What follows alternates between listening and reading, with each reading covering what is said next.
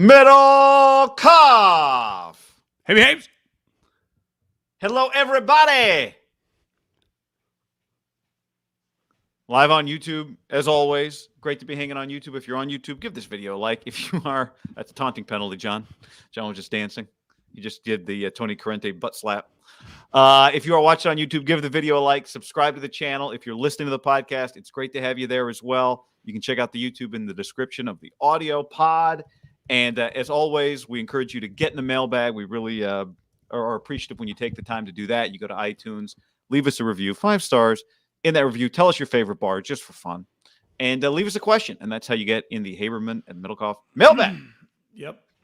I think you covered it. All right.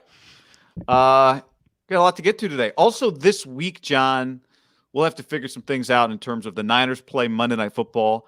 We'll probably still do the Sunday podcast because Sunday's good too. I mean, Sunday's Raiders Chiefs Sunday night. I don't know how we're gonna maybe do something around that. I don't know. We'll have to. There's still discussions going on between the powers that be at Ham Inc. And I forgot you're right. Sunday nights, those two teams.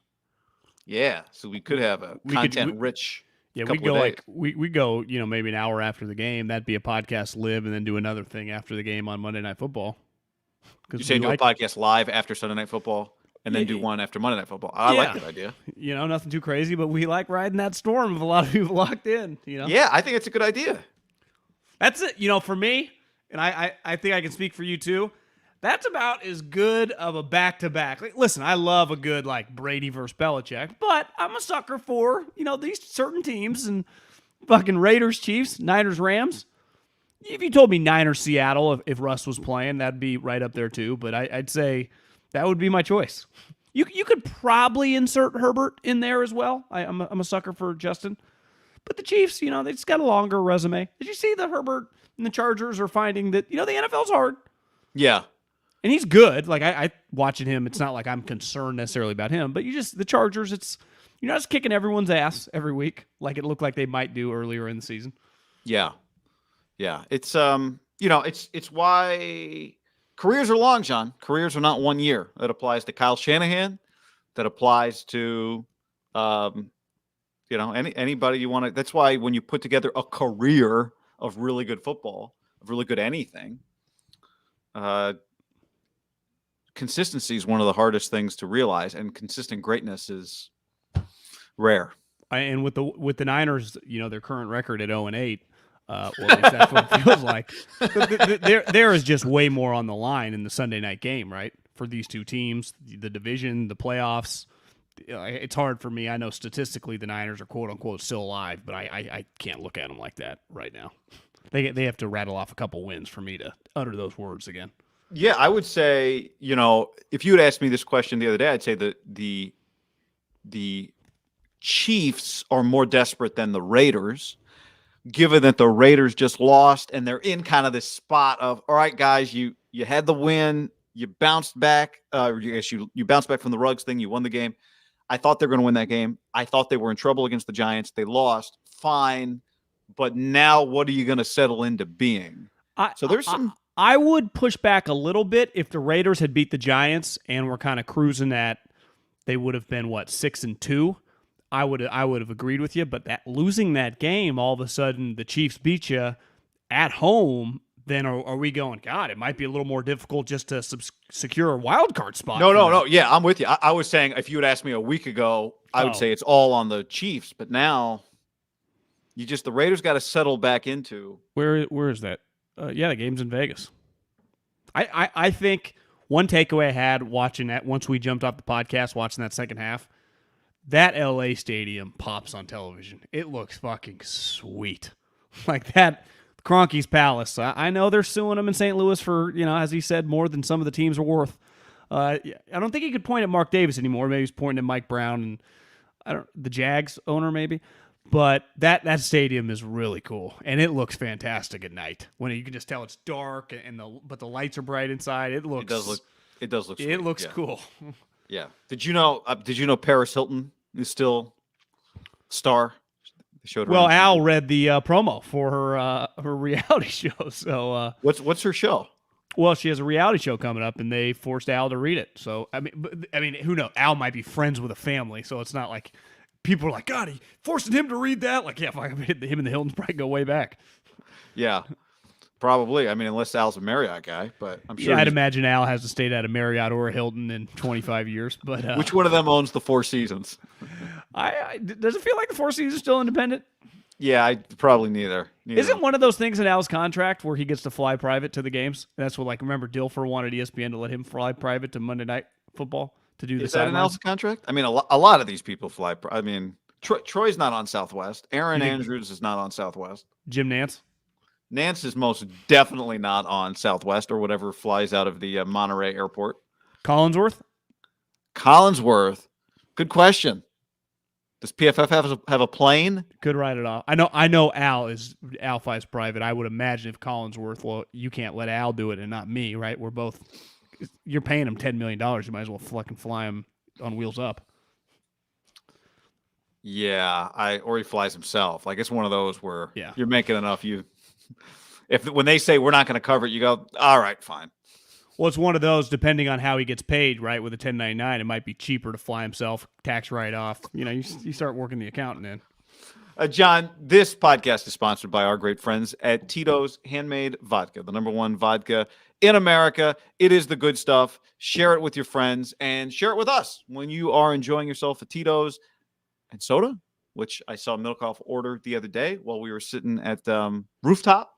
Right, that's the name of the place at Walnut Creek. With our guy Devin, there were a few Tito's and sodas. There was a John Daly. What do you think about Rooftop? I loved it. That whole area is sweet. Yeah, it's pretty badass. Rooftop was awesome. Yeah, it's the cream of the cream around here. That's just that little stretch. Yeah, go to Rooftop and order we drove down John Daly Boulevard the other day, as somebody told me, different John Daly. Yeah. Daly City John Daly, not John Daly the drink, famous drinker. Yeah. On the way to Olympic, did we mention that anyway, Tito's, John. I'll let you thought about wearing the Olympic pullover. Yeah, the Rooftop. I highly recommend going to Rooftop, get a Tito's soda. If you can't get laid, taking a date there, taking your wife there. As Doug Nussmeier once said, after we beat UCLA and we were getting off the bus, getting back to Fresno, if you can't get laid after that win, you might just shut it down, So Tito's and soda, Tito's and cranberry. Doug, now the quarterback coach for Dak Prescott. They're doing well with the Cowboys. So tweet at us, link us on Instagram. You guys know that we love it, and I know that you guys love it because you're always drinking it, and so are we. So #1 vodka in America. Yeah, 6 times distilled in copper pots, not columns. It's more labor intensive, yes, but it's better. It's the good stuff, distilled and bottled in Austin, Texas. 40% alcohol by volume, namely 80 proof, crafted to be savored responsibly. As Daniel said, I don't know what Tito's is paying you guys, but they got their money's worth out of me. I promise you that. CSL in the casino says, I see Tito's freaking everywhere now. Once you see it, you realize that it's a powerhouse, and that you do see it everywhere. Speaking of Tito's, I mean, you could roll over to Puesto if you wanted, and they're known for their margaritas, but you could roll some Tito's in there, John. Puesto, this is also the good stuff. Puesto Mexican Artisan Kitchen and Bar, 2 locations in Northern California, plus Levi Stadium. They have 2 locations in the stadium, plus throughout Southern California. This is the good stuff. Actually, we're recording this on a Tuesday. It's a Taco Tuesday, John. It's a Tito's Tuesday, and it's a Taco Tuesday. Yep. Every Tuesday, 3 o'clock and on, tacos are half off. Half off. You can't beat that deal. I love a good Taco Tuesday. Love a good Tito's Tuesday. Love a good margarita. Love a good filet mignon taco. Honestly, I'd never heard of a filet mignon taco till we went to Puesto and I had one and the thing melted in your mouth. Their guacamole is incredible. They're in Concord, right down the street from where I am and not that far away from you. There's in Santa Clara, right down. If you're ever down there doing some big meetings for Silicon Valley, making some big deals with old Jed, talking Kyle Shanahan, there's one right by the stadium. There's several in Southern California. And obviously, if you're going to the game on Monday night, the Los Angeles Rams, who formerly of St. Louis, and St. Louis is still not happy that they're not there, and they're suing the shit out of the Rams. But sections 110 and 129 is where you can find a little 110, 129 kiosks. I guess it's not a kiosk, but a little, what's that thing called? Little stand? Little Puesto stand? Yep. 110, 129. Quesabiria, as Bayshawn tweeted at me, the recommendation nails. crispy melted cheese, braised short rib. It's my go-to at Puesto, and it's one of the best, but they've got so much other good stuff. Eric Adler, hardcore Niner fans. I would imagine they are eating a lot of chips these days, drowning their sorrows in chips. That's what I'd be doing. And over 500 tequilas and spirits, many of which you can't find anywhere else. Not just the Taco Tuesday, John, but also the happy hour, Monday through Friday, 3 to 5. Great deals with that as well, including the $9 Puesto Perfect Margarita, which we had when we went to Puesto and enjoyed. Speaking of kiosks, the CVS locally right in Concord, where I go sometimes right next to a Safeway if I have to pick something up, has now all these self-checkout little kiosks. Yeah. And it's like they're driving the consumer there, and it was backed up the other day, and people were freaking out. You know, a couple like, place the item, and the lady's like, what do I do? And there's like 3 people, and even I got there, and I was kind of flustered. The attendant looks at her, it could tell, like, I think her superior, and like, will I get fired if I hit someone? So everyone's just so angry, you know. It's just, you know, the computers, in theory, everything should work smoother, but, you know, if you ever get to those self-checkout lines, sometimes it can be chaos. Absolutely. When it's like, place the item in the bagging area. It's like, it's in the bagging area. I know. Place the item in the bagging area. It's in the bagging area. That's the one that always gets me. It's like, I'm just holding an avocado. I don't need to. Okay, it's in the bagging area now. I know. Or it's like, I can't find what the number is for the bananas. What's the number for the bananas? Oh, man. Yeah, it's, you know, they say computers should make everything smoother, but that's, you go to a Safeway, you go to one of these places. I'd say otherwise. I'm big on the not self-checkout. Same. Unless I'm getting like a 6-pack of Gatorade, you know. But the problem is with the worker shortage, you know, you go to the Safeway at the prime time, there might be one open lane that might be backed up all the way down an aisle. You're like, what am I supposed to do? I have 3 items here, but you see the self-checkout. It's like looking at an enemy. You're like, I do not want to go over there. Place the item in the bagging area. If I hear that one more time, I would. All right, John. Have you noticed? I've noticed in the air out there, on the internet, that people have started asking for the lock of the week. Like, I'll get tweets on Friday night and Saturday going, I missed the pod. What was the lock of the week? We're hot. We are on fire. We've hit 7 locks in a row, not to mention a 4-team parlay that we've also hit. So this pot started with $300. It's now up to what? 3,000? Yeah, 3,800. So last week we actually went in heavy. We were doing $300 per lock. We went up to $500 on the lock last week per your encouragement. That was Chargers -1 at Philly. A little tighter than we'd like. We had to sweat. But in the end, John, what was supposed to happen happened. For a split second, Jalen Hurts hit Devontae Smith. I look up at the red zone. He has a cool touchdown. I'm like, I know these analytic people with Philly. Are they going to go for 2 and we're going to lose this game? Right? Worst case scenario, they tie, they go into overtime, and it's just a push. That would have sucked. But, you know, Brandon Staley, when you're gambling, I think the numbers guys take way too much credit for, like, we're the only reason, us nerds, that all these coaches go for it. And I've been saying for my entire life, from every plumber to Goldman Sachs football fan has been screaming at the TV in the 80s and the 90s for their coach to go for it. But when you have money on a team, did you notice on that final drive, they kept getting like 3rd and 4th and 1, and it's like they are just slamming up the gut with their LT ain't in their backfield. It's like Eckler, and I'm like, if they get stuffed and the Eagles win this game, I'm going to lose it. It's a little uncomfortable when you have a coach that goes for it all the time, when you have a lot of money on a team. I remember calling high school football games in the Central Valley and in Fresno, a decade plus ago. And there was a coach at Clovis East High School named Tim Murphy. And Tim Murphy went for it on every 4th down. Triple option, right? I think he punted twice in a given year. Like, didn't they run like the wing tee morphed with De La Salle option? Yeah, offense? they never threw the football. And it was just like, if we run the ball 4 times with this offense, we're going to get a first down. Occasionally on like if something crazy happened and it was 4th and 10 at their own 12, they'd punt. But for the most part, they weren't never in that position. And I just remember watching that going, this is crazy because it affects the fundamental fibers of a defensive player's being. which is get a stop, run off the field. We're Get good. some water. Yeah. There's 25% more plays when a team goes for it on fourth down. And it just affects the way it's hard to get used to when you watch it. That second down is actually halfway through the possession, not 2/3 of the way through the possession. Brandon Staley goes for it a lot, man. In the red zone, 4th and 1, all over the field. He goes for 2. It's just, it's one thing if they're killing them and you're in kind of cruise control. It's another thing in these tight games. You're gambling and you have a -1 spread. Like, it's like, Jesus, Brandon, let's figure this shit out here, buddy. All right, so what are we thinking here? What are we thinking here, John? There was a game that jumped right out to me. I watched yesterday the condensed version on Game Pass of the Patriots Sam Darnold game. The number one thing that stands out to me about the Hoodies team is not Mac Jones. I mean, Mac Jones is throwing for 120 yards a game. He's dinking and dunking. They have an identity. Their defense is awesome. I mean, J.C. Jackson, I saw a quote who said he had strep throat really bad early in the week. He's like, I thought I was going to die. That was his quote. I've never had strep throat, but I can't imagine it's fun. Have you ever had it? I don't know. It's possible. Not medically. So he had a pick six. He had 2 picks.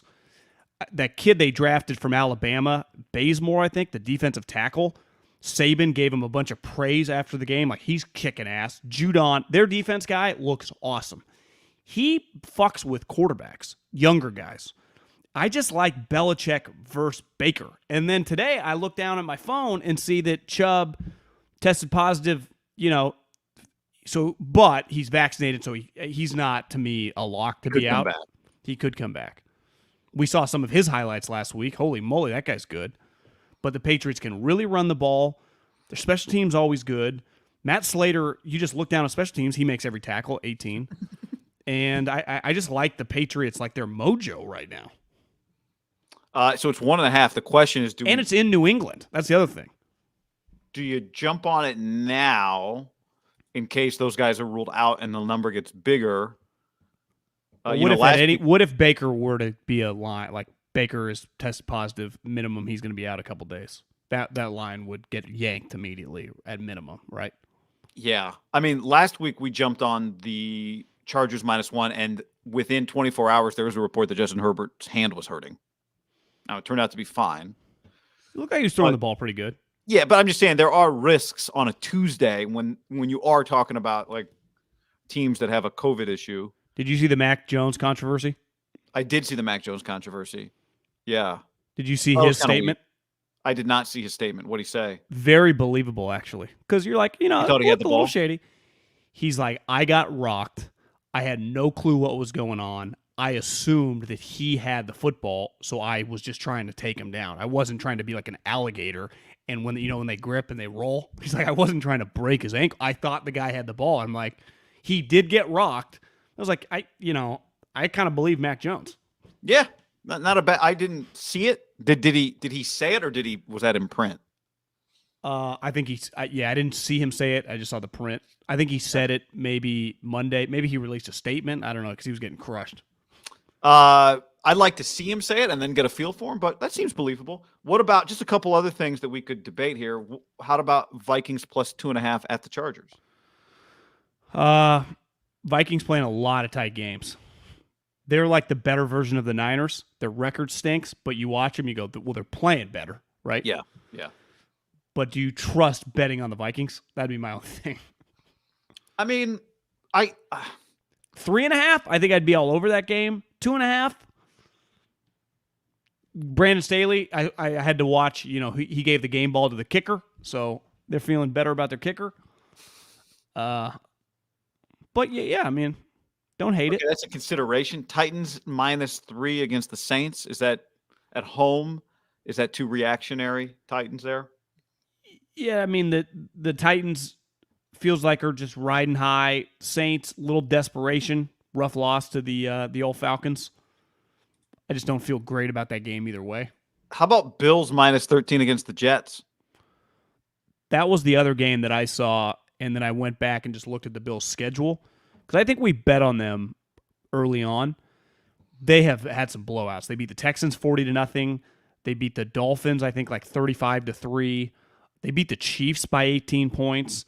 But the last 3 weeks, Guy, we bet on them 2 weeks ago and got kind of lucky in that parlay, remember? They have not been playing well. And then the Jags beat them. Tua turned it over late. So, yeah, we got bailed out.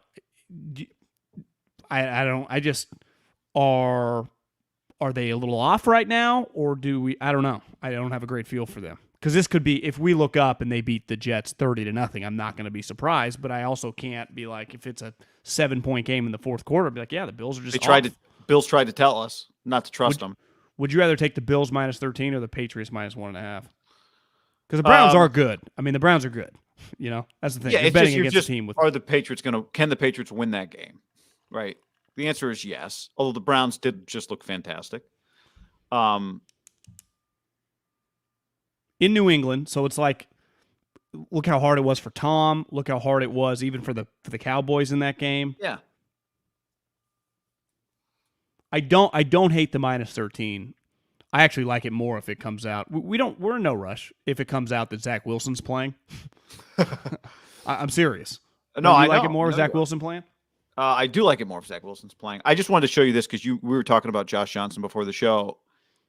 I don't know if this will ever be duplicated again in the history of major professional sports, John. Josh Johnson's been in the league 13 seasons. Okay. Now I know it's not like 16 games a year, but this has to be the least amount of money that anybody could you find a way to make less money in 13 years in the NFL than Josh Johnson? He's made $7.5 million. He's like the anti-Chase Daniel, who's been around. How much has Chase made? 7.5. 43 years. Chase 43. Josh has made 7.5 in 13 years. I mean, I would bet. Who's the long snapper the Niners had to cut because he was just making too much money for veterans minimum? Jennings. Yeah, I was going to say Doran Boss, but it was like Doran Boss's cousin. You know, the equivalent of Doran Boss with the Niners. Yeah, he's making like $2 million. Veteran long snappers have made more money than this after 13 years. What would you guess John Doran Boss, who played for the Eagles for like a decade, made? I mean, yeah, probably somewhere around that. It was a little while ago. I guess even more because I feel like the last couple of years they kind of, gave him like 1-2. Jon, Doran Boss. Career earnings for Doran Boss. Yeah, 10. But he played 13 seasons, $10 million. And like Josh, early on, practice squad, cut.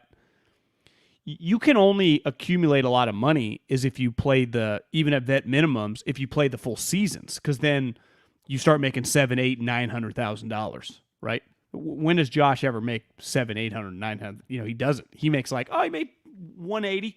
Right. His numbers aren't going to look like anyone else. Yeah. It's incredible. Which, in fairness to him, how many 35-year-olds in America make $7 million by the time they're 35, right? It's an incredible start for life. No doubt. I'm just, by NFL quarterback standards, by any position, by long snapper standards, it's not a lot of money. By quarterback standards, it's nothing. Yeah. All right. By the way, we'll have that lock of the week coming on Thursday's pod. MyBookie.ag, promo code HAM and the number 1. Promo code HAM and the number 1. They'll match that first deposit. They'll double that first deposit up to $1,000, right? Yep. If you accept the bonus, you do have to bet the full amount before you can withdraw funds. Be aware of that. You can also decline the bonus, but either way, HAM won. Let them know we sent you. MyBookie.ag, promo code HAM1. One other game that I kind of like, Texas A&M, who's just really good. I mean, they beat the crap out of Auburn. They beat Alabama. They kind of got their mojo back. Is playing Ole Miss. Ole Miss has a ton of injuries. Corral's banged up. They're only -2.5. Oh. I mean, Ole Miss is good. I mean, they win games, but that's a game that kind of intrigues me. Mississippi. Okay. All right. Good home field at A&M, but yeah. Very, yeah. Okay, John, let's talk about Trey Lance from the perspective of Justin Fields, who on Monday, for the second week in a row, threw the same touchdown that we were drooling over, both Fields and Lance at their pro days. The rolling left, throw across the body to the corner of the end zone. Jesse James did it to the Niners. Whoever it was did it in a big moment on Monday Night Football. Is Justin Fields getting better every week? How would you qualify what we're seeing from him, and how does it apply to Trey Lance? Well, think about this guy. By early November, after not starting the first couple weeks because of the Dalton loyalty, and then once Dalton got hurt, he's been able to start ever since. And for a several-week stretch, he was being compared to Zach Wilson as the worst quarterback statistically in the league. And that was undebatable, right, by every metric. The last 2 weeks, he has been a top 20-like quarterback.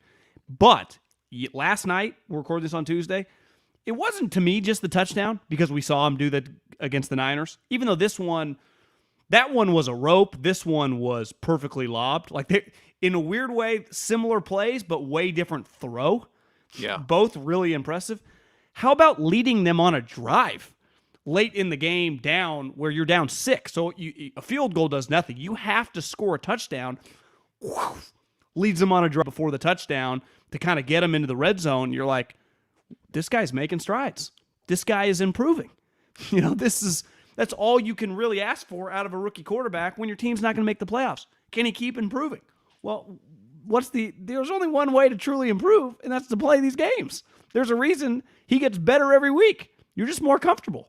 And the other thing, Guy, the Niners game, I know it's at home and it's Chicago. There's 70,000 people there, but it's a 10 a.m. I mean, for them, a noon kickoff. This was Monday Night Football against the Steelers, who have a really good defense, who kind of kicking their ass the majority of the game. And a good home crowd. Fantastic home crowd. They're struggling to score, and he just kind of never flinched. So it's like I've learned a lot about the kid. And listen, I'm biased. I was a big fan. I would have drafted him if I was the Niners, just because there was more evidence there. And clearly they loved the Lance personality and the character stuff more than Fields and some of the, reading the defenses. Well, I'm watching him. Like, I think he's starting to improve, getting more comfortable. Now, he's faster than Lance, but he's not a very instinctive runner. And maybe it's still trying to feel out the speed of the NFL. Yeah, he had one yesterday. Was it right before the 2-minute warning? Where he kind of goes behind and the guy hits him. And it's just, instead of going left, he just runs right into the guy and he doesn't. But I mean, again, easy from the couch. Did you see the clip where earlier in the game he's running toward the sidelines like, fuck it, I'm gonna lower my shoulder on Minka, and Minka airborned him. You gotta learn the hard way, I guess. Derek Carr learned the hard way with Pac-Man Jones. Who did I see? Oh, it was the A&M quarterback last week tried to lower it. Did you see that game? No. A&M quarterback, I forget who they were playing. Auburn. They were playing Auburn. Yeah, he tries to lower his shoulder, like running up the hash mark on a linebacker, takes him on, pops his shoulder out to the point that the trainer's like up under his shoulder pad trying to put it in, and he is screaming, like, basically, get your hand out of there. Like, no, stop. Eventually they did get it back in. He came back in wearing a brace, but I guess it's just something you gotta learn. That actually throws me out. No wonder the line's a little off. He did come back into the game though, but I'm not sure what his status is now that we talk about this. I forgot about that. Justin Fields at 230 pounds, Minka elevated him. How many times in Justin Fields' life on a collision has he been elevated? Yeah. Not often. Many. No. You know what I put a lot of value in with a quarterback, especially a young quarterback, is how do you play in a game where you're not just on the whole game? Because that's a lot of games. It's not, we talked about the other day, like, it's one thing to play a great round of golf when everything's working for you, but how do you play when you're struggling with something and you've got to overcome? And it's not like it wasn't easy for them. No. Right? He was under 60%. They couldn't score. Yeah, so to put that 2-minute drive together, it's basic. I don't know what's the opposite of being a front runner, but that to me shows that ability to. That's what teams and coaches look for, right? The front running thing, anyone can act good when things are on. How do you act when your back's against the wall? And it's the hardest thing for a lot of these guys coming from sweet programs. Like, I truly don't know, right? When you blow teams out, like Zach Wilson, we don't know, right? They were just blowing everybody out last year at BYU. It's why Andy Reid loved Nick Foles, because his senior year at Arizona, he played some of his best football, like when they would be down late in these games, and they're like, this kid never gave up. Like, they just loved his mindset. Nick Foles still does that in the NFL too. Nick Foles loves being down 3 scores. Have you noticed that? No. Kind of funny. But Yeah, and the other thing when you go back to Fields is now we're talking about he's going to be so far ahead of whenever it is, if Trey Lance plays this week or in 3 weeks, and Trey Lance did not appear last week like I predicted that he would. So I was wrong about that. But he hasn't. Yeah, I think I saw a stat. He hasn't played in since the Arizona game. He has not played. He's not entered the field. Yeah, hasn't played. Obviously, he's been injured a couple times, but the last several weeks he's been healthy, and he's just he kind of operated like a true backup does, right? Hell, even Mariota's getting on the field. He's played the last 2 games. Mariota's gotten some reps. Yeah, but so now we're talking about just when we compare this quarterback class. You're talking about Mac Jones and Justin Fields, especially Justin Fields because he played several years. Mac really just the 1 year and a couple of games. All of those college snaps. Now all of these NFL snaps. Fields has thrown 187 balls, 187 on the motherfucking block. Right? It's just Trey Lance is and again, what's important is that Trey Lance plays for the 49ers well, not necessarily him relative to these other guys. But we are just seeing this is what you get.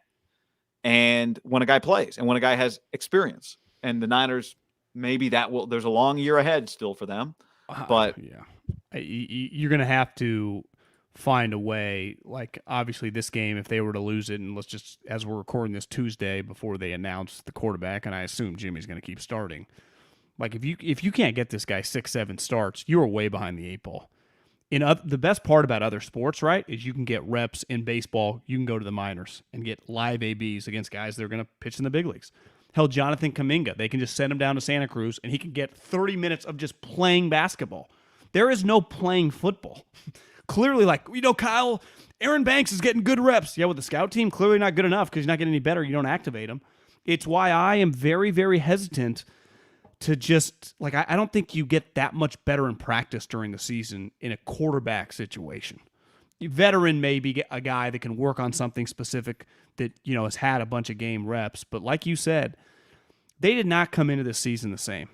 This guy had been a 2-year starter at Ohio State.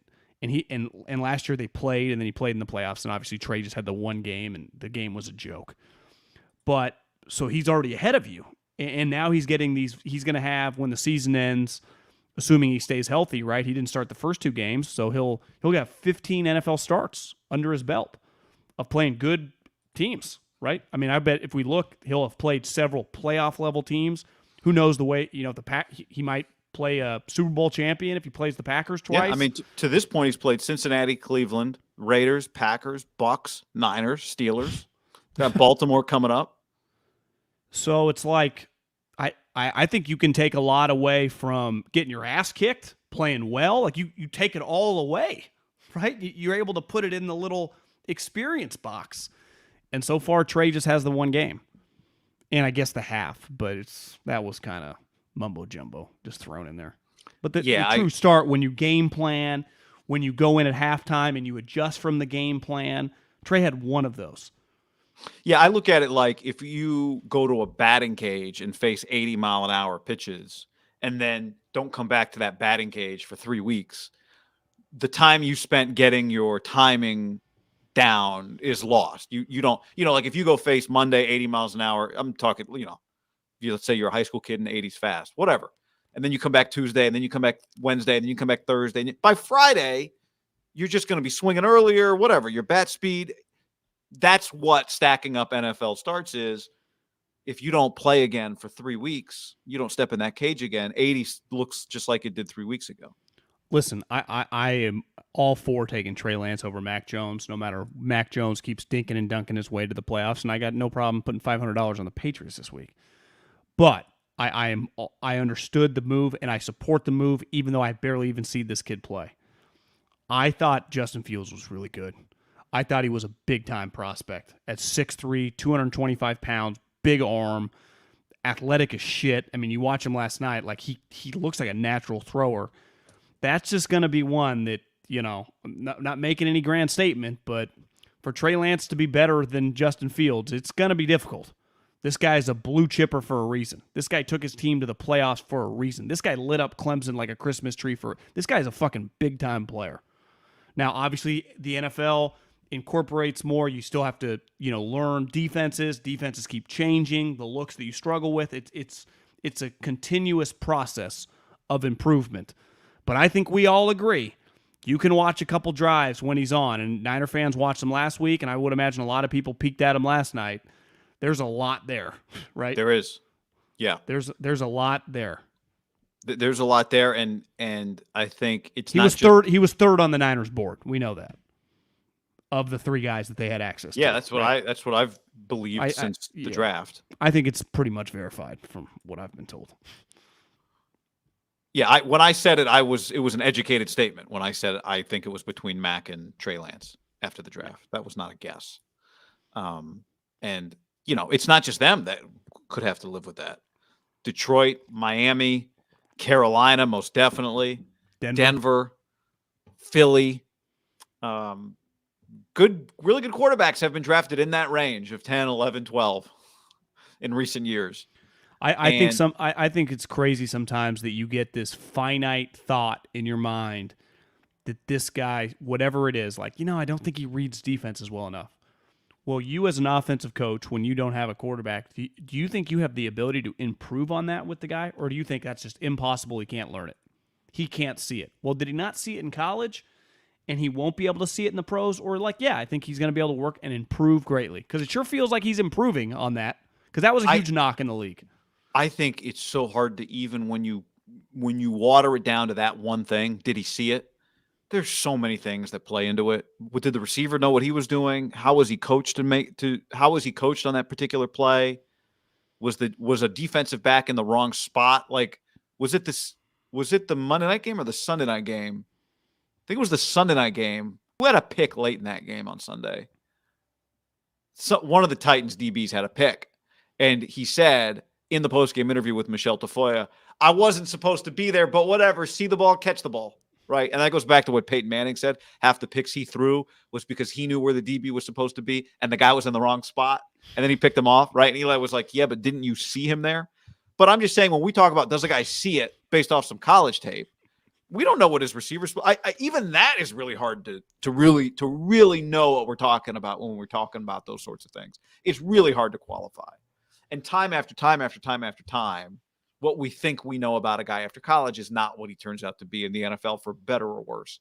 I think the other thing that's really impressive, we thought, and I definitely thought this, if all these guys played, if they all played, Trey Lance would have the best chance of the group to be the offensive rookie of the year based on the talent around him, based on the stability of his organization, based on his play caller, and the stability that Kyle Shanahan has with his organization. Well, here's where you got to give Justin Fields some credit too. The head coach is on the hot seat. He's been in and out of the lineup. He wasn't the guy that was there 2 weeks ago. Did he fire himself again this year as the offensive coordinator? So he's had two different coordinators this year. Is that demote?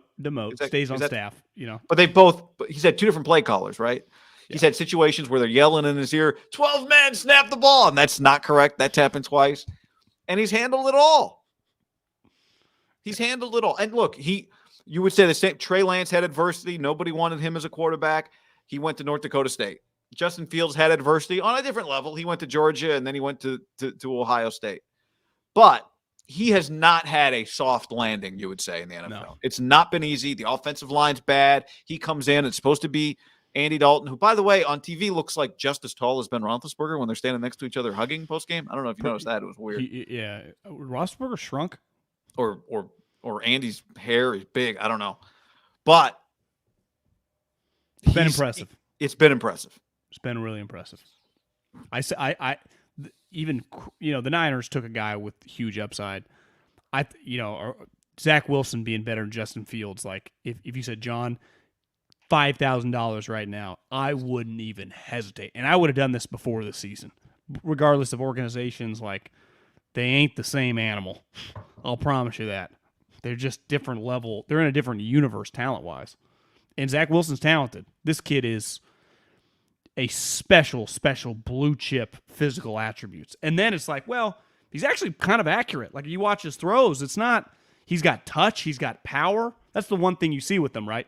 The two touchdowns the last 2 weeks, the same thing, rolling to the left, the guy going. One was a strike. Last night to Mooney was the little lollipop. Perfectly placed, too. Allowed him to still drag his feet. And pretty, by the way. Oh, which doesn't gorgeous. Count for anything, but kind of counts for something. He pulls off the number one well. I'm a big fan of his game. Yeah. Unfazed. in a situation that's difficult. Didn't seem to be rattled at any point in time. Okay, what about the Niners and Kyle Shanahan?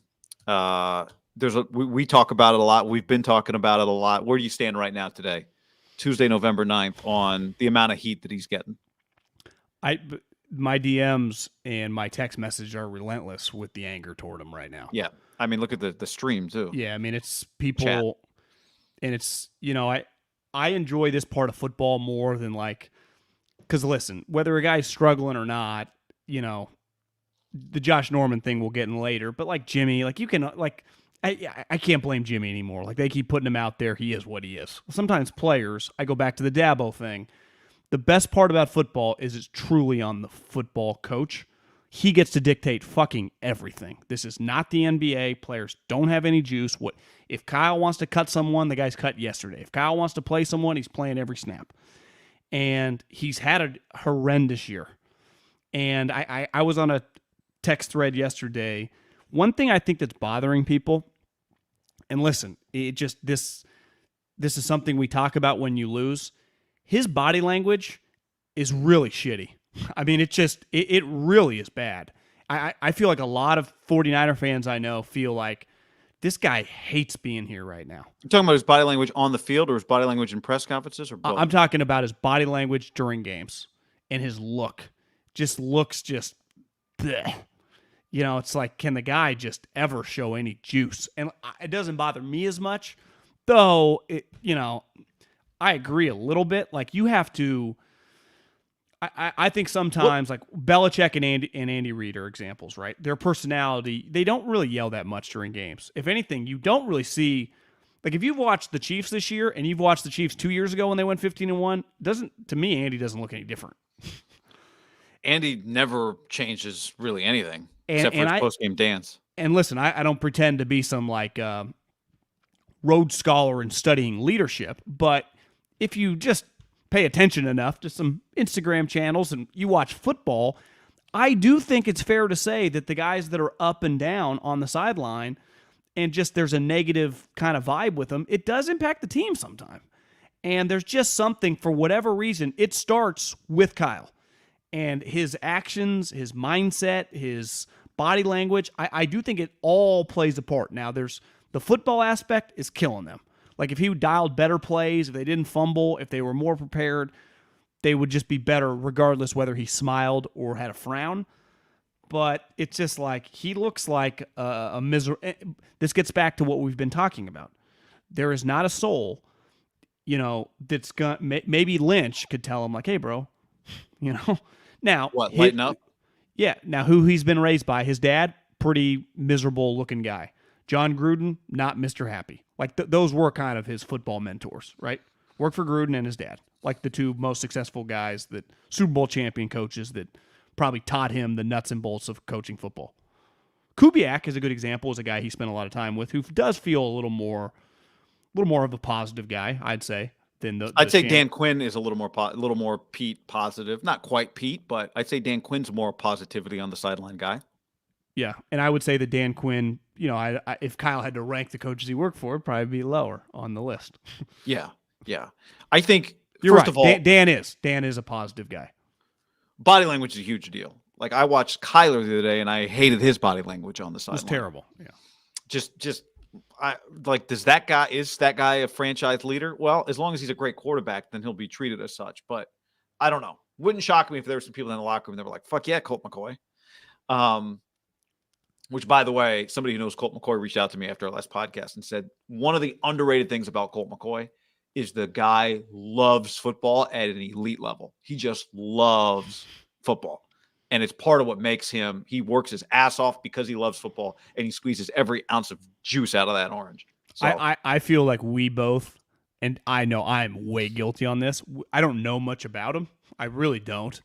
And I just wrote him off because he's a 35-year-old backup that doesn't play that much. And then I watched him like, I kind of like this guy. Well, I was texting my buddy who knows Colt, and I'm like, I after the game, I said, I'm just kind of sitting here. I really do appreciate for Colt McCoy what that was like. Because most guys at 35 years old who've been around the league for a while and been backups and have not been on great teams, you think about some of the teams he's been on, don't keep at it and don't get that opportunity and then don't look like that when they get their shot.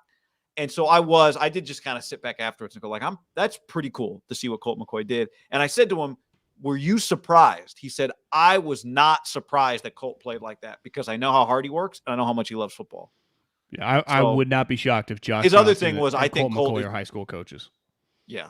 His other thing was, I think Colt's underrated athletically. Like, he's more talented than people realize. I'd agree watching him. He's a good athlete. Anyway, I think what I see in Kyle's body language is disbelief. I don't think he can. I think he still hasn't come to terms with the fact that his team's in this position. And he even said it after the game. I thought we'd look good. We had a good week of practice. I thought we'd look good. I think he's having a very difficult time accepting that this is the situation that they're in. Isn't that on him though to pivot when it's not? Oh when yeah, the situation there's no presents question, itself. but yeah, of course. But I think he thought he had the answers last week. He thought we have the answer. We practice well. We're about to bounce back. And honestly, if they don't have those 2 fumbles, I think they might win that game. But they had the 2 fumbles, and whatever. It's just, I think he was probably right. And then the game went wrong, and their defense, they cannot handle things not going right. And when I say that, I don't mean emotionally. I just mean they don't have enough to overcome it. Their quarterback can't overcome it because he's not good enough. Their defense can't overcome it because they're not taking the ball away. They cannot overcome being imperfect unless they're playing like the Bears. Well, the Cardinals were slicing and dicing and had it going on. And the Niners were imperfect. And like we were talking about Fields the other night on Monday Night Football, he overcame now they still lost the game, but the Niners just are not able to overcome their imperfections right now. And I think it comes back. I think a lot of it comes back to Jimmy's limitations, but they did not lose that game because of Jimmy. They lost that game because they put themselves behind the 8 ball. And if they're playing a team that's going to keep scoring, they just can't overcome it. When did the Bears game change? When the Bears turned the football over, right? Yeah. And then Khalil Herbert went out. The Cardinals clearly are a better football team than the Bears, and the Niners just can't overcome that. I think Kyle is struggling with that. And that goes back to your point. Like, that goes back to another coach on the staff who can have some other solutions for him. Maybe that's defensively. Maybe Trey Lance is part of a solution and he's not willing to go there. And that's a problem. But I think part of being a head coach, a leader in anything, I'd say, but definitely a head coach when you have a bunch of younger people, even in the pros, you have, I bet the average age on an NFL roster is like 26, 27 years old. So the overwhelming majority of people are not even parents and they're under 30.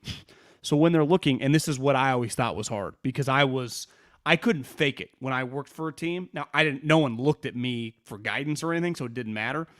But I was always amazed that coaches could be kind of like fake optimists because you have to be.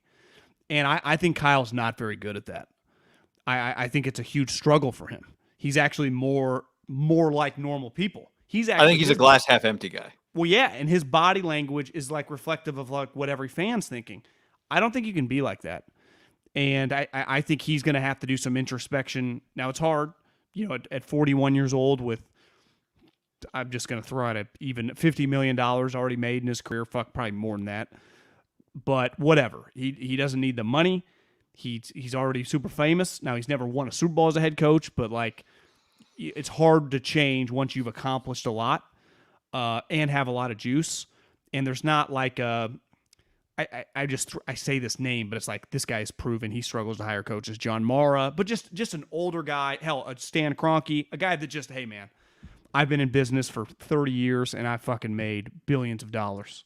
Let's just sit and talk life. Paul Allen, whatever, and just have a conversation. Like, I wouldn't blame Kyle for not looking. I know he probably likes him as who knows, but he doesn't look at Jed like an equal, even though in some weird way they've both, were kind of born into a family, but Kyle definitely had to earn his stripes more. Like Mike Shanahan couldn't hold his hand with the Houston Texans or the Atlanta Falcons. Like, ultimately Jed, like, he's made some good investments, but it's like, is he really making the investments? Or like Parag and some of his money guys? Now you get credit for hiring those guys. But like their ownership, and this is where I keep going back to because I see this a lot, right? You see it in the chat. You see it in our Twitter mentions. You see it talking to people. Fucking Kyle. Should we fucking fire Kyle and let Jed York conduct an interview process? And again, he's not going to get fired unless something insane happens. It would be one of the biggest stories in the NFL. But he's not. But if he did, in what world do you think, like, oh, Jed will figure it out? We've experienced that before. He got lucky to land Kyle and John. He wanted Josh. Josh told him no. And who knows? That would have been probably a disaster. Well, in all you think likelihood, Josh McDaniels would have been a lock to make it to the Super Bowl in 4 years? No chance.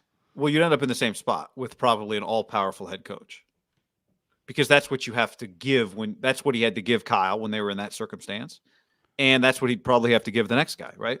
Because they don't have a GM. They don't currently have a GM that is above the head coach. And so listen, generally, that's how it works. I agree. And in fairness to Jed, the overwhelming majority of owners, it feels like, are lost when they're searching for head coaches, right? They don't know what they're doing. They miss all the time, whether they're self-made billionaires or guys, that have been handed the team from their family. It is very, very difficult, right? That to me is my overarching theme, that, like, if Kyle fails here in the next couple of years and this trajectory stays the same and it just gets really ugly and Trey Lance is a disaster, there's under a 50% chance that the next coach would be an upgrade. He might be the quote-unquote sexier name at the time, but it would more than likely lead to what it's been under the York leadership. Losing. Yeah, well, but they're not there yet.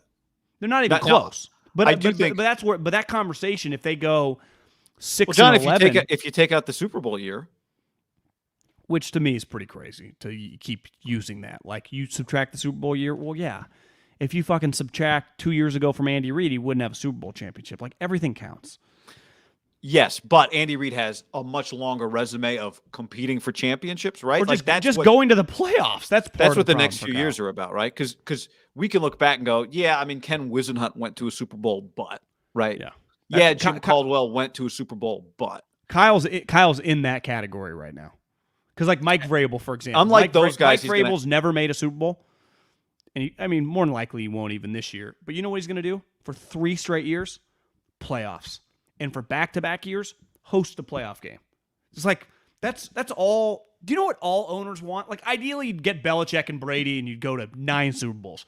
Basically, every single other person can you just like host playoff games like every other year and go to the playoffs every year, even if you're on the road? Like, what? Do you think Mike Tomlin, for as shitty as last year was, they got a home playoff game? They won the division. You think that sucked for them? I'll promise you. No, it didn't. You know what they're going to do again this year? Make the playoffs. Do you know how many times Mike Tomlin's made the playoffs? It's like, well, he's only won the 1 Super Bowl.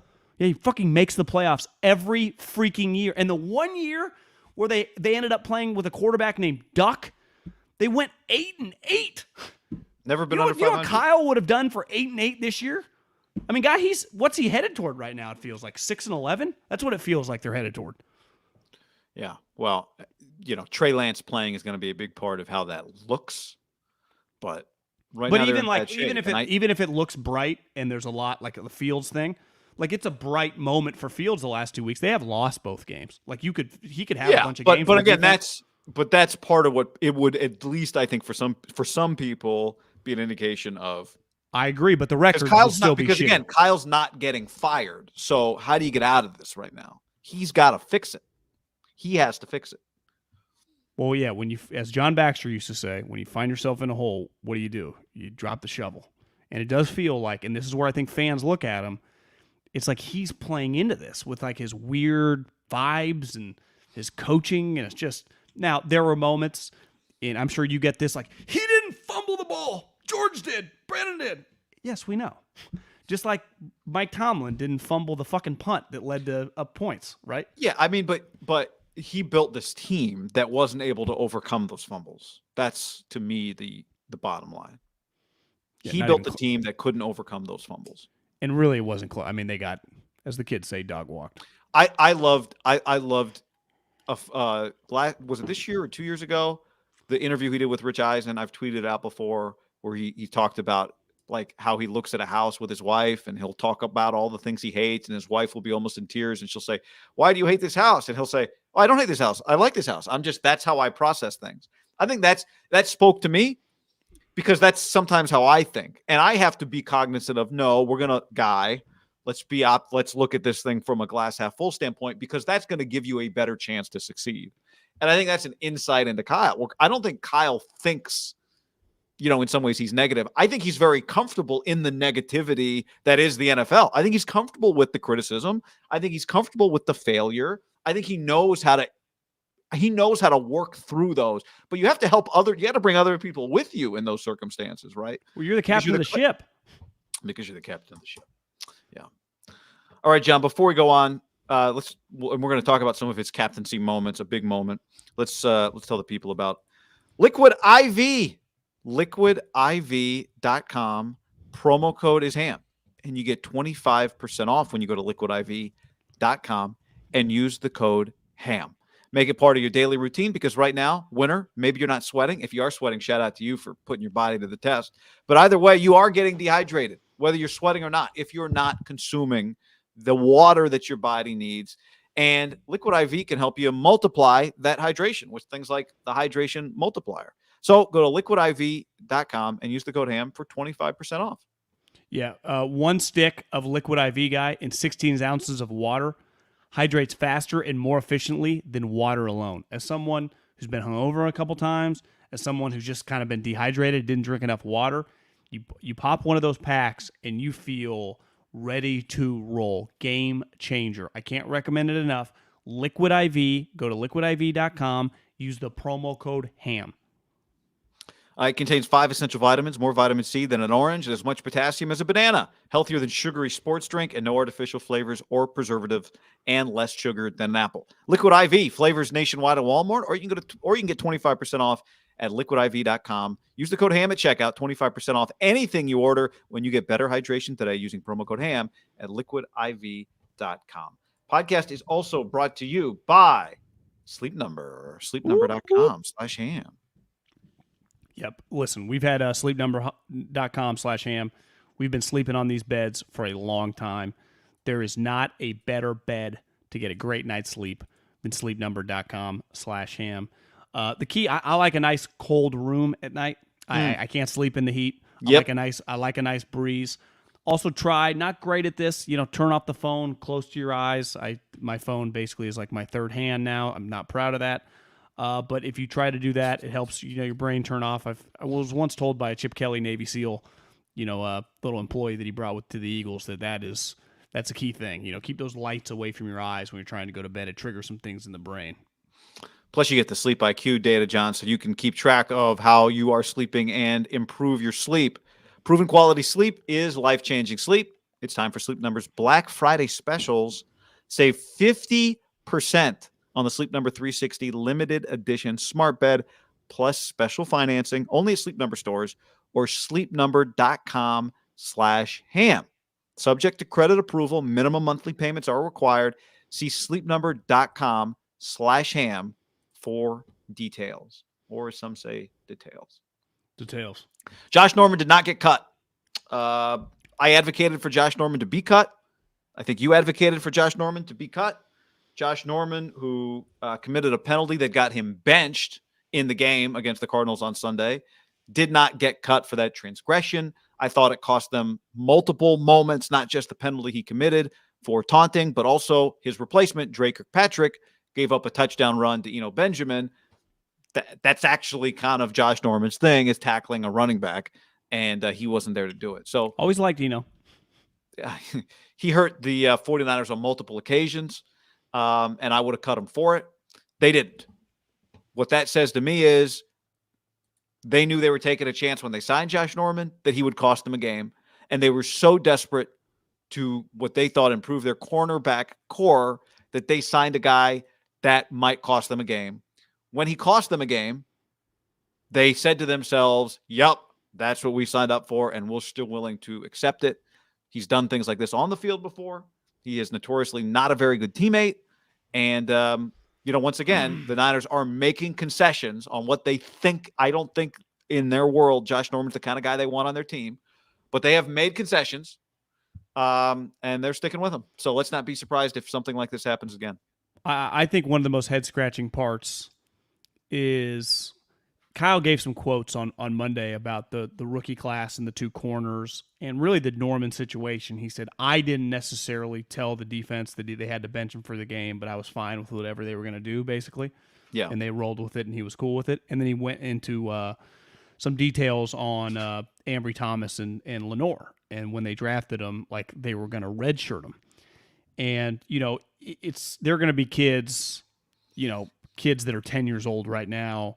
The word redshirt has a whole new meaning, right? When we were growing up, redshirting, not just in college, but even in the pros, like most people did not play immediately. And there was a point in time, probably before we were even born, that colleges had like a freshman couldn't even play on varsity, right? And no rookies in pro sports really played, probably till like the 80s it became kind of in vogue. But I would say even up to the last couple decades that, some of the old school college coaches, Nick Saban early on in some of his tenure, even at Alabama, it was very, very hard for a young guy to get on the field. And some old school NFL coaches were like that. I think that's completely gone out the window.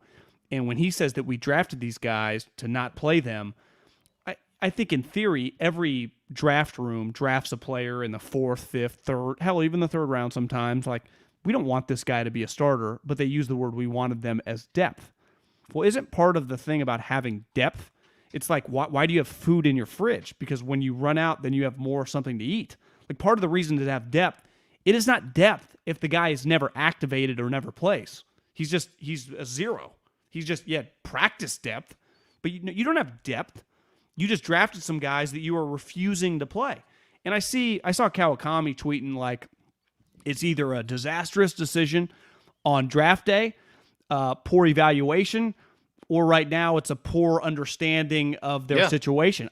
I just don't understand how you could humanly possible to know whether the guy can truly play or not, when if you're winning, whatever, no one would care. But you're losing and that position suck. It can't get any worse. You like lead the league in PIs. You had like back-to-back games where the PI yardage accounted for like 180 yards in 2 games of just free yards to the coach, to the quarterback, because you keep looking like they're only giving up like 180 yards throwing, but they're getting another 100 through pass interferences. So what do you have to lose to just throw this guy out there?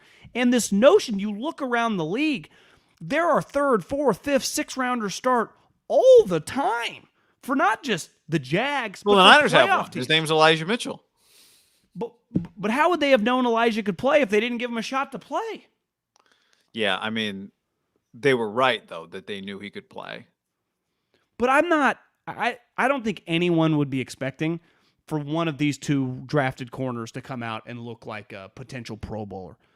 But if you just made one play and he got burned, it's like, well, at least you're getting burned with a guy. Let's just see what he has. Let him stay out there. It's not working with what they have. My problem is not so much that those guys aren't on the field. My problem is more that it feels like they badly missed on the pick. Because I do think practice can tell you something about a player, right? Particularly at that position. Some guys aren't practice players, though. There's no question. But at that position, it's different, not a practice player when you're a running back and no one's really tackling you, or you're a quarterback and no one's really tackling you, or you're a receiver and no one can really hit you going over the middle. And when you're a ball possessor, it's a little different. In practice, if you're getting burned and you're holding nonstop, like you are getting burned and holding nonstop, I'm inclined to believe. So is Josh Norman looking okay in practice and then terrible in the games? Like, what's his benefit of the doubt on this? Yeah, I mean, he's probably looking – I believe he's looking better than them because he's still on this team. And there's no way they want Josh Norman on this team. They didn't want Josh Norman on this team before they got Josh Norman. But they were clearly in a desperate spot. If they thought Ambry Thomas could play, 85% of Josh Norman, then he should be on the field over Josh Norman. Yeah. But he doesn't. So I agree with you. We talked about this the other day because what you said, Kawakami tweeted, is what I said on the last podcast. They missed it somewhere here because they drafted these guys high enough knowing they were going to need them. Just like they drafted running backs knowing they were going to need them. They were right about that. They hit 1 or 2. Okay, well, ideally, one of your 2 corners could be playing right now and it'd be less of an issue. They were right that they would need other corners. I thought one of the big miscalculations of this offseason was going all in that Jason Verrett is just healthy now forever. Because he had a good season. And you could argue they actually didn't assume that. They drafted 2 corners. At least John Gruden recognized that he hated Lynn Bowden and traded him before he lost all of his value. Like, it's too late now to do anything else with these guys, but try and develop them. But if they thought they were going to be good enough that none of these guys were going to have to play, then that was a major miscalculation by them. If they drafted them knowing that they wouldn't be able to play this year, then they miscalculated their team. But this is why I think, people are so angry right now. If this game on Monday Night Football and Josh Norman gives up a couple touchdowns and they lose, and then they're, instead of being 3-5, they're 3-6, and it goes, Kyle, you are losing anyway. You are getting smoked with a guy, one, you clearly can't trust in a big spot, and two, who can't make a play in the air to save his life. What is the point of not just giving these guys some game reps against, because eventually, are they just never going to play? Again, you're right. It's not about these specific guys. If you just ask the average Niner fan, could they truly name the two corners? No. I don't think they could. But that's not the point. They are just, the consumer is tired of watching Josh Norman. It's just that simple. You can't, and then after last week, it's you guys have no standards. What is your standard as an operation? Where do you draw the line? That's what also it feels. It's okay, part of being this old school asshole, which is the way he conducts himself, which I don't hate. I'm with you. I think we both have some negativity to us. I've been drawn to those people over the years. Belichick, that shit doesn't fly with him. One thing with Andy is, he's a little more happier and he gives people second chances. Coach Hill was like that too. Kyle's this old school kind of dick, but then he won't fucking cut a guy. Well, especially when it's easy. To me, I think I probably disagree to some. Do you think John Lynch wants to keep this guy? I don't think they want him on the team to begin with, John. He is known as a guy that makes mistakes on the field, kind of lives off one great year in Carolina, and is not a good teammate. Okay? That is not the type of player they sign. They do care about locker room chemistry, even though we could argue over the Buckner thing. They miscalculated. Think who Norman replaced. A guy that was beloved by them, right? Richard Sherman. Yeah. Now, I'm not advocating Richard's probably shot and physically. Yeah. But think of what Richard stood for them. My point is that by not cutting him, they're acknowledging we knew this is what we were going to get from him, and we accepted that possibility when we signed him. We didn't even care. That's how desperate. Well, it's just we care, but we just made a deal with the devil. This is what we got to do to try and compete. And what you do is you introduce that into your locker room, and who knows how that spreads beyond just what we get to see on the field. But it's a risk, and it's not paying off. And they kind of double down on it, and that tells us what they think of the other guys they have, because I don't think for a second they want this guy on their team. But he's there. And clearly not going anywhere. And clearly, it's when he does it again, you're not going to get – what I was going to say, though, is you're not going to get cut. You're not going to get credit for cutting him if he does it again. It's this was preventable. No. But I think I disagree probably with most people when it comes to the handling of Ayuk. And I think right now, we'll see. Time still has to play itself out. That maybe it worked. But Ayuk is different than Norman. Ayuk is a guy you're invested in. Ayuk is a guy that you're all in on. Getting the most out of Brandon Ayuk is part of the future of your operation. Whether you're good or not this year, it's about setting him up for long-term success. Josh Norman is you cut Josh Norman, nobody goes, oh man, you guys ripping out the soul of the team, not able to develop players. And there are elements of Ayuk, given that what he represents with some of the younger guys, if there are things that we don't know about, that clearly they have done a very good job of not letting out, he was showing up late and stuff. Okay, I get it internally. I get holding him to a higher standard than Josh Norman, actually. I get that. But I don't understand, and I just, the reason I always aspired to get to the NFL when I was at Fresno State, I loved, because we had these guys at Fresno State, but in college you can't cut them. In the NFL, you cut guys all the time for showing up late to a meeting, for looking at a coach weird, let alone doing something moronic on the field. Obviously not guys like your core guys under contract, but Josh Normans are cut every other week in the NFL, all over the NFL. Just a random veteran guy who fucks up, or just as simple as not good enough. You get cut for poor play in the NFL. That's my favorite part about the NFL. The business model, keep churning. Hell, guy, go claim a corner. And I know there are some claim rules now, right? You get 8, or I think they've expanded the practice squad. You're allowed to put the block, the 3 guys, so you can't claim certain guys. So maybe it's harder. Corner is always a premium position. When I was in the NFL, any guy in the practice squad was fair game. You could sign them unless they could actively choose to stay. But now they have that rule, which is cool. I enjoy that. That's a smart rule. You should benefit from developing a guy, but just do that. Like that's you telling me your top 5 practice squad corners are all blocked?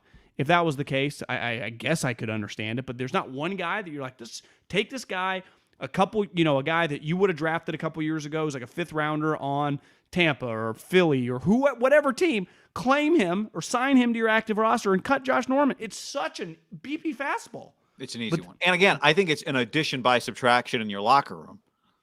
That's the other part of it with him. The next time somebody says Josh Norman's a leader in this clubhouse, it'll be the first. Yeah. And when I say in this clubhouse, I mean on a clubhouse on Twitter. People talking, posting. People still doing that? I think it's called the Spaces or something. Oh. How about Tony Corrente, John? Your boy, Tony Corrente. Tony Corrente's not the principal, is he? From like Stockton. That's not Testator, but Sterator. No, it's not Sterator. Yeah. It's not Corrente, I don't think. Like St. Mary's of Stockton or something? Was Sterator the index card? Sterator's the index card, yeah. Oh, that was a good one. What's the deal? What'd you think? All our penalties on Monday Night Football. A continuation of a highly... Is there any numbers on how many penalties we've had this year relative to most? Well, the Bears had 11 last night when I looked. Teacher at La Mirada. Maybe that is him, actually. It might be. The hip check, though, to me is... The penalties... Suspendable. To me, the penalties, like, I'm done complaining about them because it's every game. They're just... The amount of flags on the grass every single game you watch, to me, is insane. Now, the ratings are up, so the league doesn't care. But to hip check, to push yourself into someone after you were already kind of like, okay, this motherfucker's going to tap. And hold the flag. Like, he did the flag toss. Like, yeah, he did a finger roll. That was embarrassing. I'd suspend him. And I think one of the reasons I would suspend him beyond just the obvious thing that it's like, part of your job is to be He hip checked him. Yes, he tried to like flop, almost like he was going to like, oh, I'll show you. I'm going to get you to hit me. Like he was instigating Cassius Marsh is what he was doing. And I think the reason the NFL has to come down on him is because of all the things that you've said for years. Like you and definitely a lot of people on Twitter, maybe you've led the charge. It's like these guys, we need more accountability. This is not acceptable, right? There's a lot of gambling. You cannot because of all of those criticisms, you cannot for a second allow an official to be emotional, which is what Tony Corrente was. He lost it in that moment, John. Well, it's in every element, right? The fans have something to gain or lose if you've put money on the game. Players and coaches and executives, every single person that works for the team beside the owner, that's associated with football, a win or a loss can dictate, whether they had to move, whether they lose their job.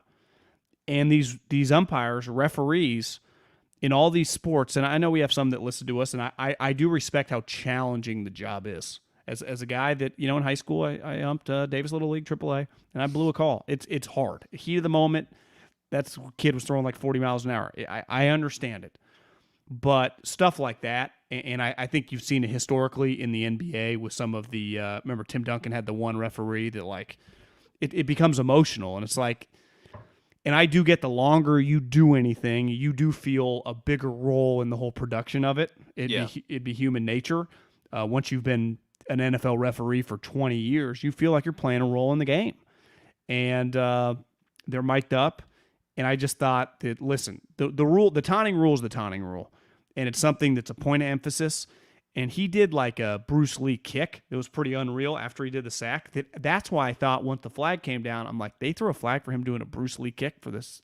Did you see that thing? He kind of got like down in a squat. That's his thing. Yeah. I was like, this guy's pretty athletic. But then clearly they showed, him kind of looking, and he wasn't saying anything. Like they showed his mouth. He was just staring at him, and he's a long way away. But I get it. But I just think these umpires and referees are just, they're skating a little too close to the emotional side of things with these guys. And someone like that, for example, Cassius Marsh had been on their practice squad. Like his career's hanging by a thread, right? That's something that immediately, let's just say the Bears, hypothetically, in the next 24 hours, cut him. They blame him for that. Yeah. And it just ends his career. And maybe if he doesn't, that never happens, they don't throw the flag, he has the big sack, they win the game. It's a huge moment in his career, and he's able to stay on the roster for the next year, and he just maybe extends his career another year and a half. So this is what I say. These umpires and referees, they're the only politicians in them are the only people that have zero consequences. Zero. But I don't think that's true, John. I don't have in front of me what the punishments are, and this is why what you're saying, Tony Corrente should be punished, is because people believe stuff like that. I think they're graded pretty hard internally. It's not made public, but you get postseason assignments based on how you handle all these types of situations. So I don't think there's no accountability inside. And I also think, like, we got to recognize, like, why is it that NBA officiating, college football officiating, NFL officiating, and Major League Baseball officiating all feels like it's just so terrible? Maybe it's not them. Maybe it's the access we have to seeing everything that they do. Maybe just not the best and the brightest doing the job. Could be that maybe that's a part. But again, like, is it possible that it's worse now than it's ever been? Or is it just that we get to see everything that they do faster than they get to see it? Because we do. Yeah, that the slow motion, and they're doing a human element job, right? Did you see the viral video last night? James Harden got an and one, and he went nuts, and their bench went nuts. Like, finally. And it's like a 40-41 game. And the whole Steve Nash is... And it's like, this is what it's become. Like this, the penalties and the fouls, and obviously baseball, the push for robo-umps. It's just, in fairness to the people that wear the zebras or the umpires, it has become more contentious because I think the fans are louder about it now. Like you said, the slow motion replays are not realistic, right? Like, you just see a slow motion replay. That is not what the guy saw when he either threw the flag or didn't throw the flag. And there is, I'm sure these guys are told in the NFL to protect the quarterback at all costs. Yet every single week, like, there's one thing, like, it's pretty clear, right? I don't think anyone complains when you hit a guy under the knee, even if he barely hits him. You're like, well, that's the Tom Brady rule, right? Right. I would say the Tom Brady rule and the Tuck rule has been pretty, like, people kind of get that now. But maybe it was Mac Jones. There was a moment on Sunday when a guy was shoved late, and it was just, everyone's agrees, protect the quarterback. But you got to let the guy, like, shove him to the ground right after he throws. It's the inconsistencies of a lot of these things. I agree with you.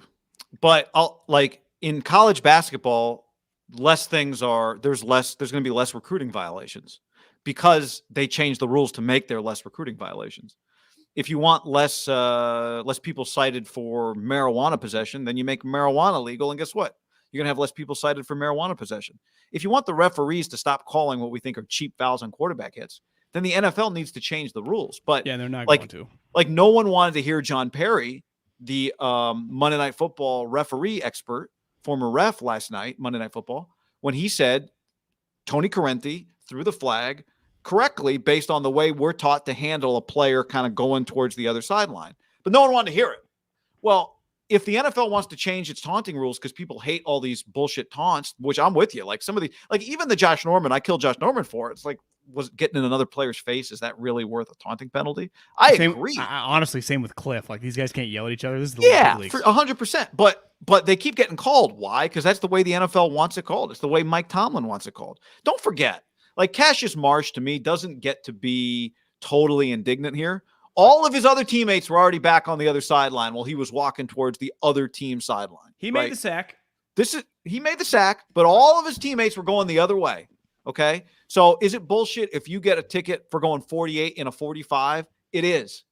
But if you've already seen a bunch of other people get tickets for going 48 and a 45 on that same corner, and you get one, you got to be kind of mad at yourself too. So this is Cassius Marsh, remember, the guy that ripped the Patriots after he graced them with his presence for 9 games in 2017. You remember that? He said they don't have fun there and they don't know how to use them, which is like basically the opposite of Belichick's track record with defensive players, right? He doesn't know how to use them. But this is where, like, the radicals on Twitter would tell you, like, you know, when a criminal gets in trouble and you're like, talking about his criminal past, like, the cop didn't know he had a criminal past. Like, but it has nothing to do with Tony Corrente. I'm just saying, like, this is the guy that criticized Bill Belichick and the Patriots for not knowing how to use them on their way to the Super Bowl. I'm not pro Cassius Marsh. No, my point is, lucky sack too. Roethlisberger, and he was getting driven like he was the other side. He's not what in the hip check. He's 100% innocent. But in the penalty, he's not 100% innocent, okay? Like you said, you just came off the practice squad. Bro, make the tackle, go to your sideline. Get out of there. Big moment. Like, have you been watching? Huge moment. Have you been watching football this year? Why even put yourself in that position? Why put the referee in that position? Go to the sideline. That's what if I were his position coach, that's what I'd say. It's like, why do you give this guy the chance to throw the flag on you? All your other teammates were on the sideline. They were all running that way. Roquan Smith hit you on the head, and then he turned around and ran the other way. So what are you doing? He's celebrating. How many celebrations does he get? He already did a roundhouse kick. I wish he did another roundhouse kick. The Steelers punter is just fat. I love that guy's look. He is a fat, chubby guy. I don't know much about him, but I just like his look. I love a guy, a kicker or punter with just a legit belly. You know, because even when we were around Seabass, the belly didn't exist anymore. Like he was in good shape. This guy looks like, yeah, he's drinking beers and eating onion rings, which I just appreciate. He has a fantastic look, just chubby. And there's a difference between like O-line chubby, they get to be a little chubby. This guy punter, it's like, what's he really doing all week? What if I told you that was actually Percy Harvin? I feel like that'd be a bigger story. Yeah, it's Presley Harvin III from Cousins, 7th round pick out of Georgia Tech, 6 foot 255. So he's a smart guy.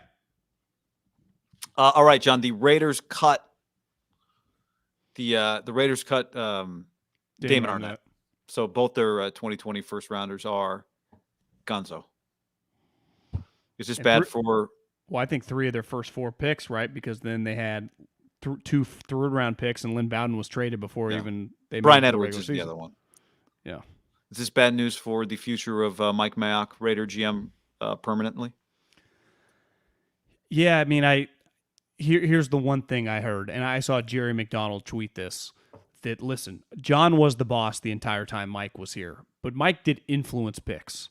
And for example, I heard Mike Mayock loved Alex Leatherwood, so Mike would push. Obviously, Gruden would have to like him too to pull the trigger. But though Damon Arnette, and Mike said this yesterday, I was a big fan of Damon Arnette, and so this one was on me. Now, ultimately, John had to sign off. But the Henry Ruggs pick, I don't think there's any way to know that was coming, but the result's the result. He's going to be in prison, for a long period of time. This one, I was told the moment after the pick happened, because I remember we were both a little stunned. It's like, who? What? I felt a little bit. Most of the draft people were stunned. Yeah, it kind of came out of nowhere. And the thing that I had heard is like, the way NFL people, shithead, drunk, bad guy, off our draft board. And Mayock kind of admitted that, like we thought we could change him. That's the thing with Ruggs.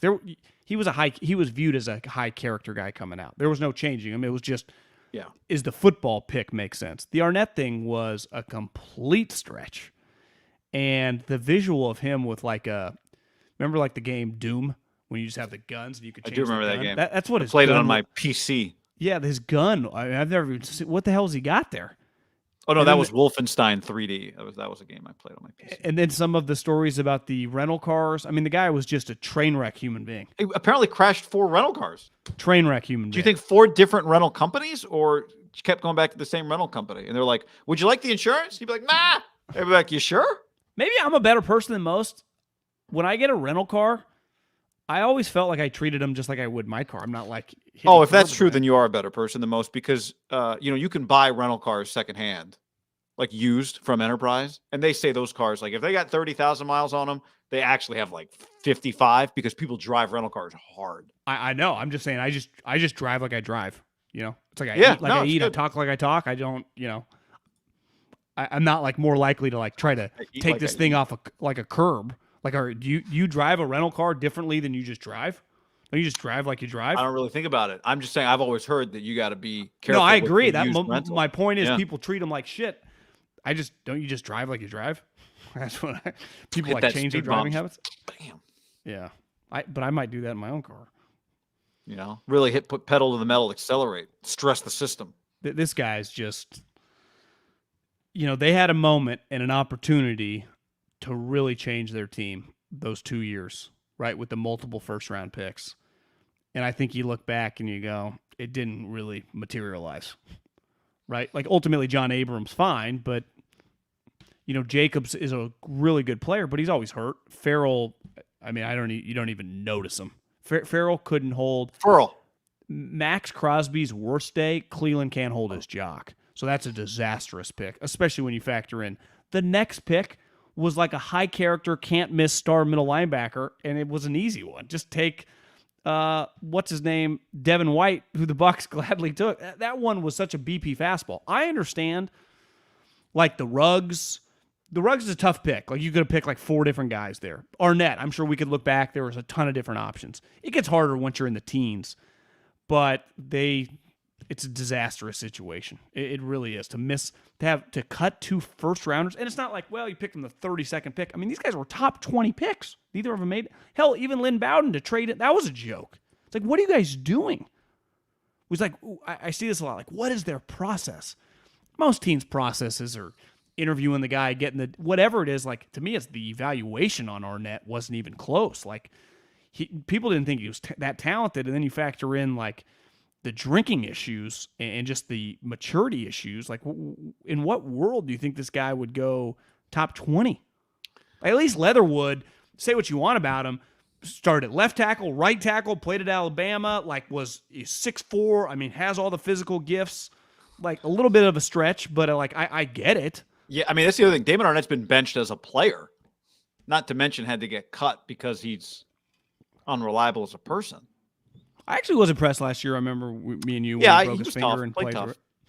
it. These are questions that I don't know. Somebody, Connor Orr at SI, wrote a piece about how the league needs to basically put somebody on the Raiders to help out Mark Davis, which on one hand is true. On the other hand, if you're Mark Davis, you are not going to be trusting at all of that type of situation. You're not going to just also be like Thomas Dimitroff. It's like, you're putting me where? Like, did you read the article? Yeah, I scanned the article, and was that one of the names? Yeah, that the NFL placed Thomas Dimitroff on the Raiders. It's like, I'm sorry, you're going to send me on a 2-year tour to where? But if you're Mark, you're not going to accept that because you're not going to trust anybody they put there. Like, he's going to want Mike Mayock to be his GM. And the question that I would have is, Mike, have we learned something about how we draft from these circumstances? Are we going to draft a different type of player? And you could say, yes, we're going to draft a high character guy. And then the question is, well, at the expense of talent, because Cleveland Ferrell it's a really hard, it's hard to put that on paper. Like, this is who we draft. This is the type of person we draft, and only this type of person. Because you end up with Solomon Thomas, but you also Reuben Foster's great value. Let's try that. No one was saying that Damon Arnette was great value, but the hard thing is I don't have a great handle. I thought we would, after a few years, at least have a great handle on like a Mike Mayock guy. And I don't think we do. And part of that is Mike doesn't get to make all the calls, so it's hard to know. But it surprises me that Damon Arnette's a Mike Mayock guy.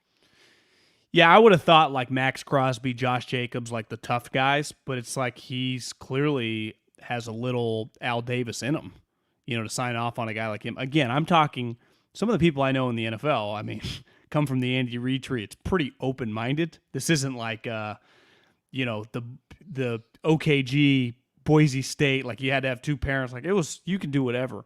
But when they're like off the draft board, it's like, and Mayock, he's being honest. He liked Damon Arnette. He is not, I don't know. You're right. He's different than, and part of it, let's face it, it is way easier to just make a list for the media when you're really not accountable for anything than actually pick. When you just truly get to pick one guy around, right? Or in his case, 2.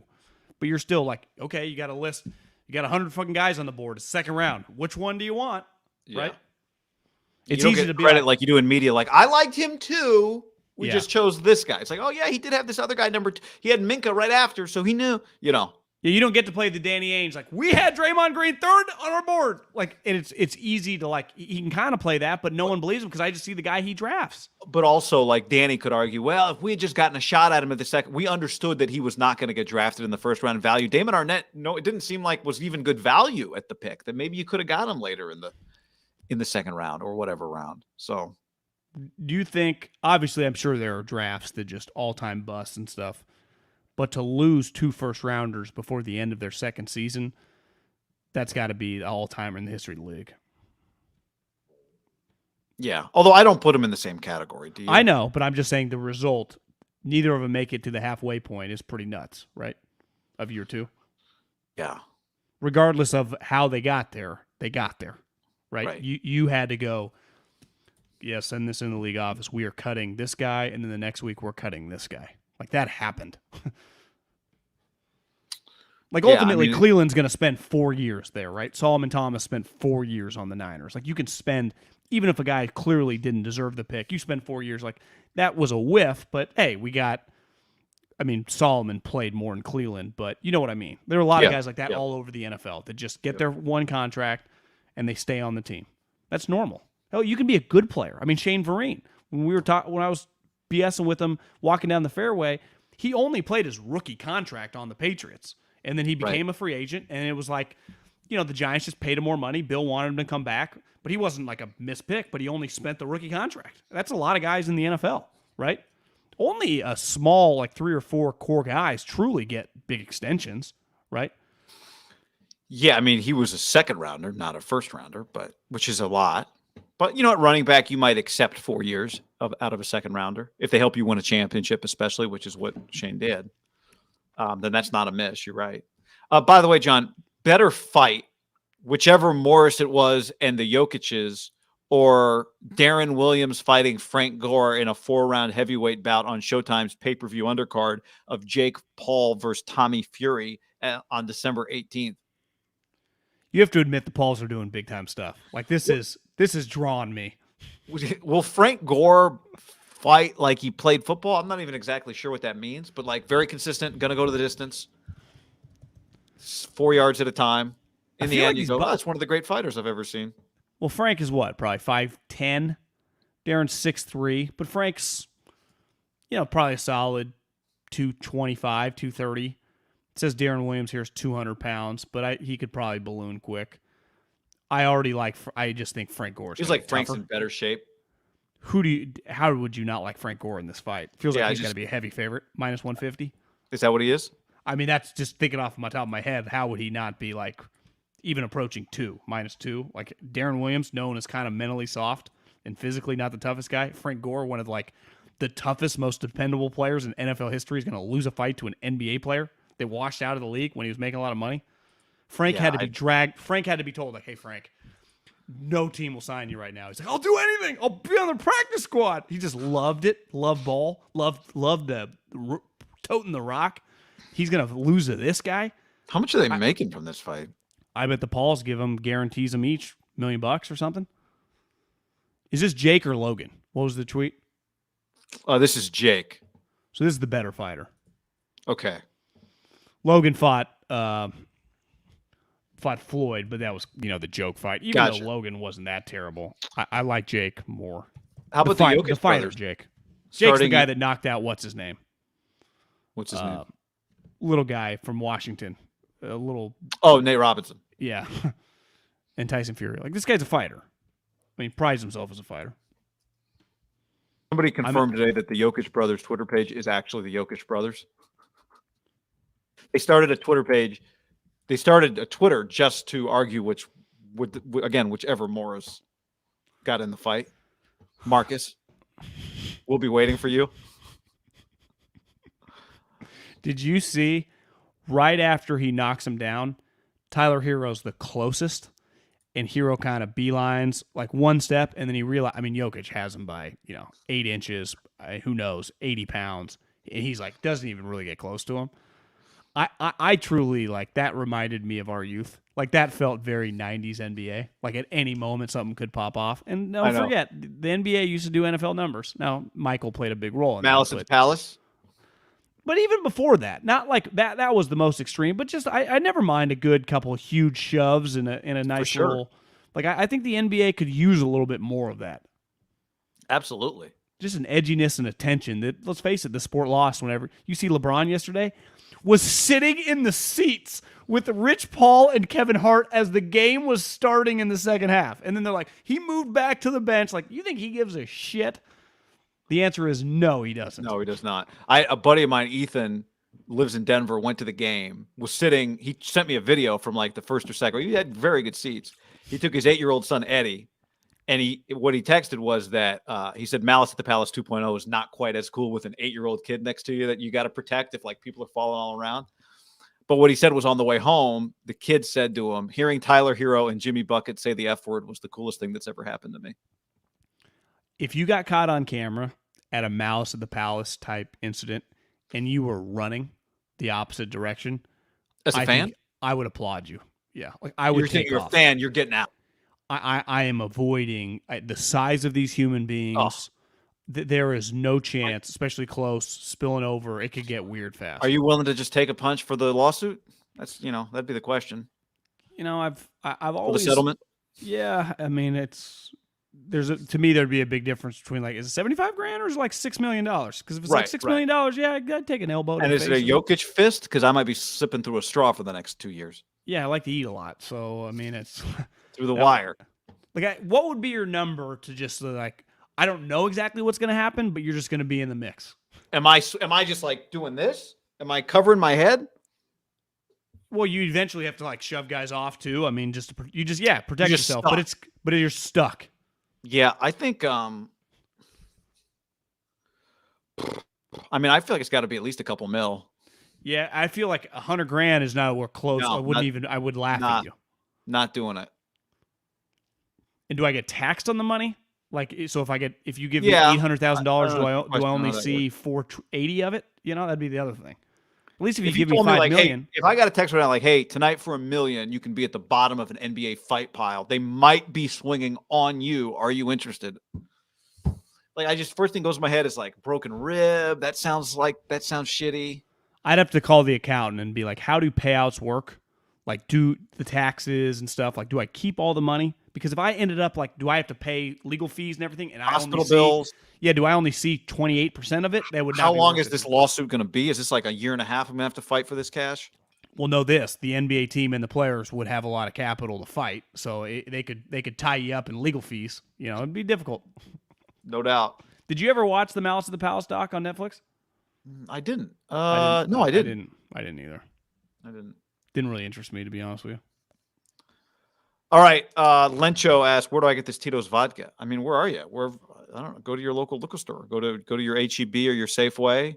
Somebody sent me a message that they got it somewhere abroad, and I don't know. Did they have to order it? Did they have to just go to their cask? I don't know. But it's a great question. Yeah, I mean, where can't you get it? That's really the question. Everywhere. Odo Beckham cleared waivers. All right. Well, I hope he's free to sign wherever he wants. So free Odell, he's free. Cool. Okay. That'll be a good story. That will be a good story. Did we talk on the Seahawks? I don't want to spend too much time on this, but Richard Jefferson, the NBA towel boy that became a big deal on TikTok, that was always like making fun of different guys, and he kept ripping on Richard Jefferson. And Richard Jefferson would never respond, and he finally responded. And he said the reason he's saying Richard Jefferson was the biggest asshole in his like 8 years or whatever being a towel boy, locker room attendant. And Richard Jefferson basically called him out. This guy was notorious for staring at all their dicks. And I've never heard of the NBA ball boy, but I just Googled the story. Now I found it. Yeah, just check it out in your free time. All right, something to watch for. All right, everybody. Thanks for hanging with us. Audio.